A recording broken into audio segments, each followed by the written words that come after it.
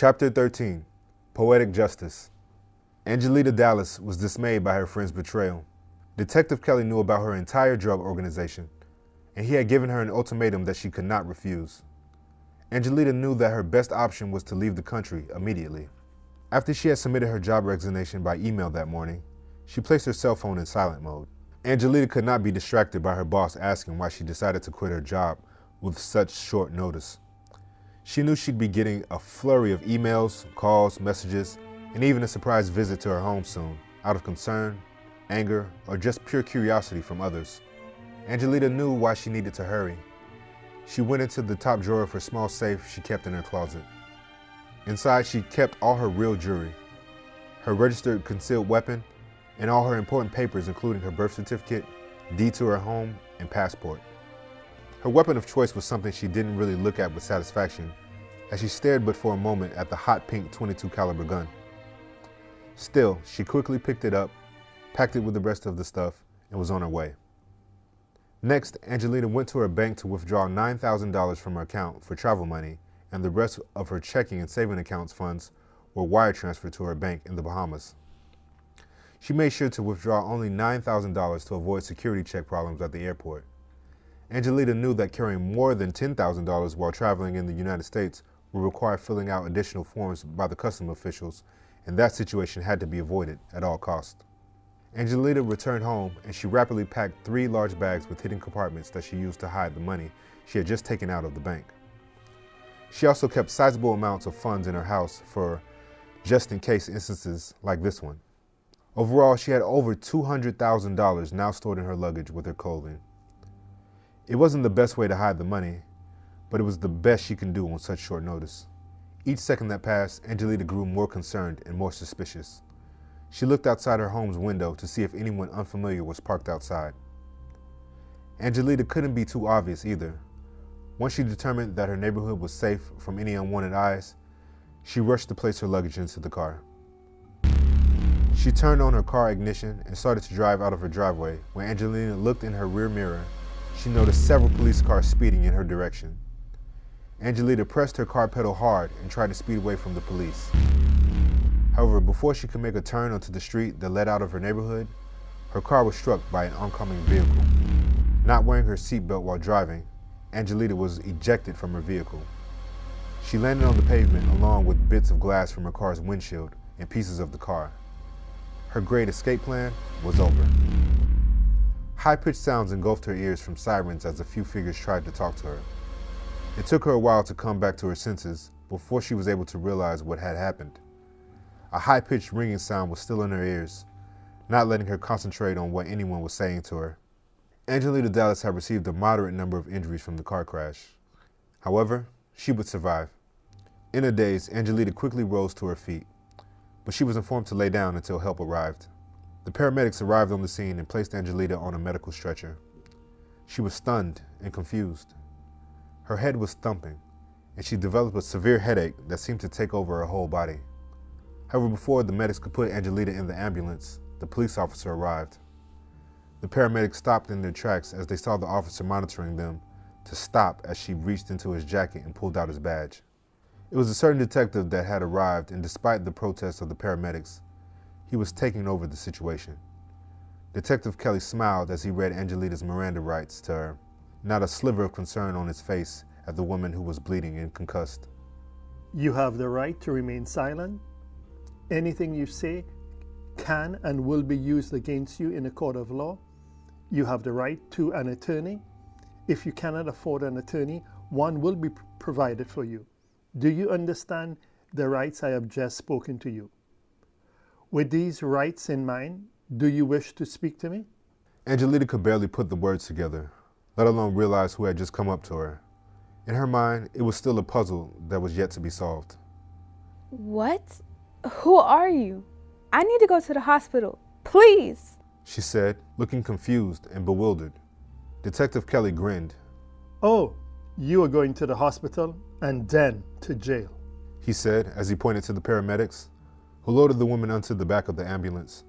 The detective entered the ambulance right behind the stretcher.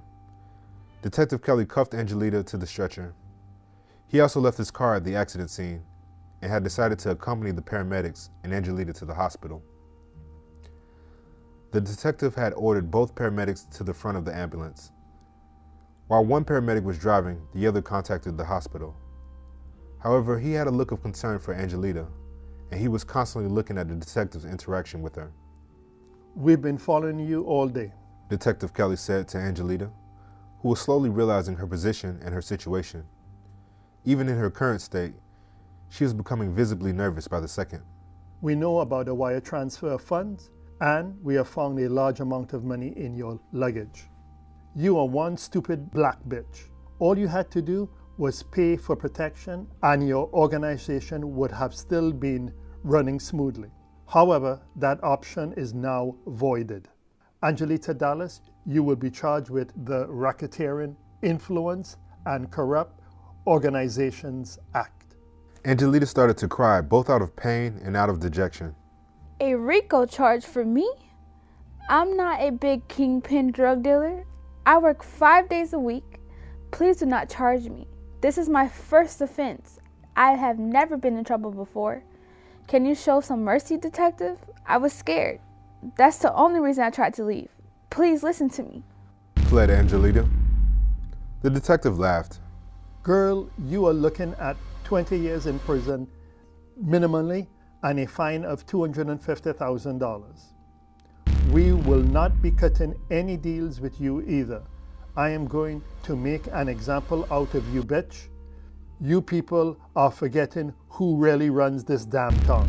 And after you and every black, brown, and yellow person in the city will understand that they must pay a fee to do business here. Angelita didn't have the energy nor the guile at the moment to retort back. Her head was still thumping, hard. Can we work out something, detective? I'm not built for prison life. What can I do to fix this problem? Just name it. I would do anything you ask and more. Angelita said as she sobbed. Now listen to me, you uppity, educated, and fancy nigger bitch. Detective Kelly said in a deep voice. You are barking up the wrong tree. I like my woman pale, with big tits and no ass, and your black ass don't fit that description. There is just too much dragging in your wagon for me. There are no more moves left for you to play.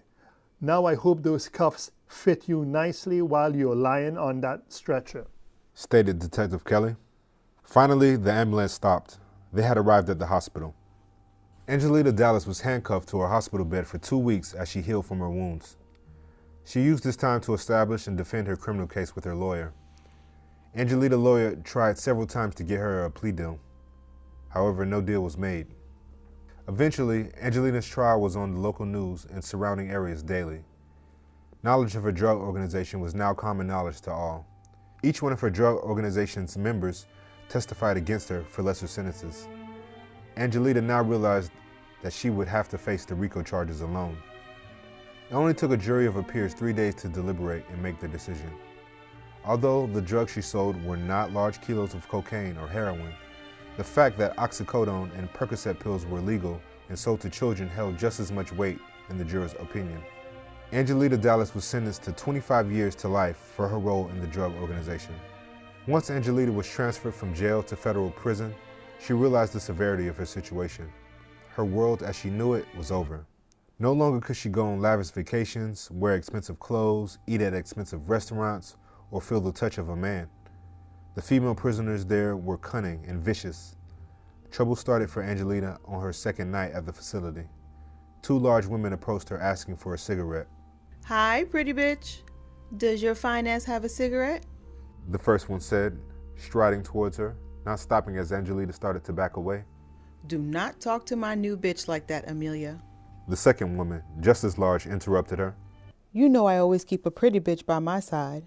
My last bitch got parole, and now I'm in search of someone to take her place. Look at her. Her skin is all soft looking. I can tell she moisturizes on a regular.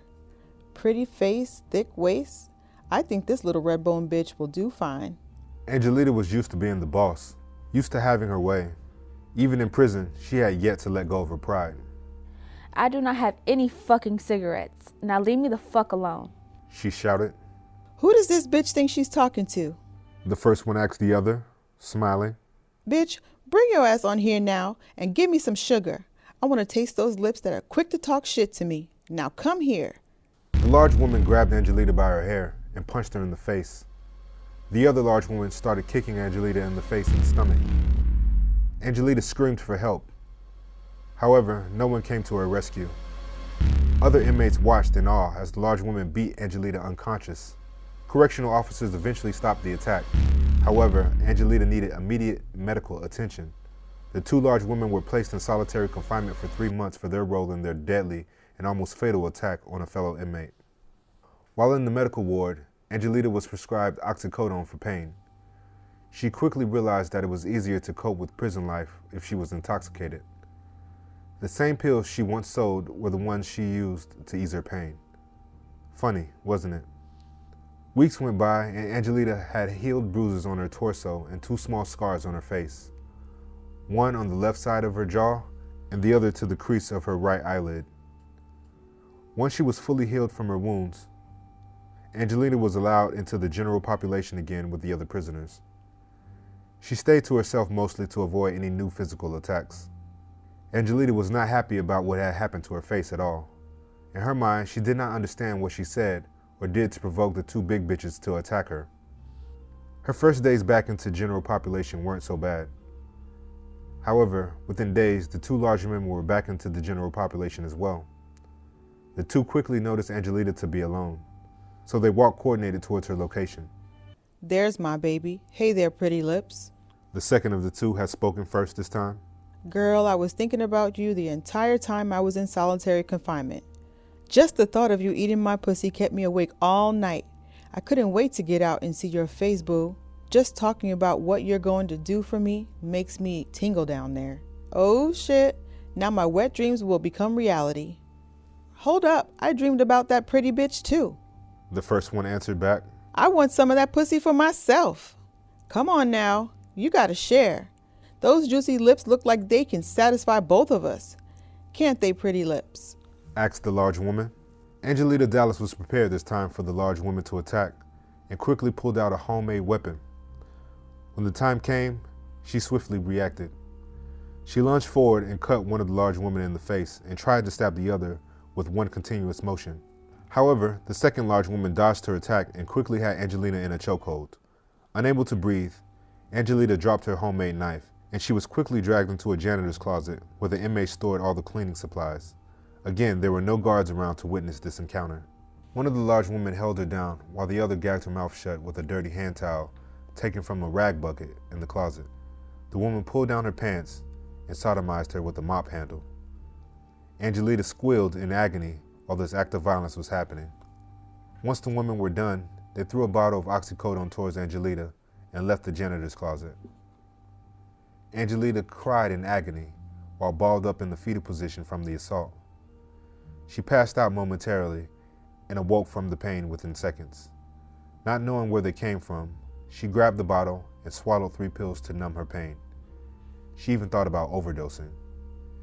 It was ironic that the same drugs that she sold to others for a profit is now her only means of escaping her harsh new reality. Angelita had 24 more years of this torture to go. If only she could cut a deal with somebody before her demise. She felt defeated knowing that this was not going to end anytime soon. Angelita had built a house on sand, and now that house.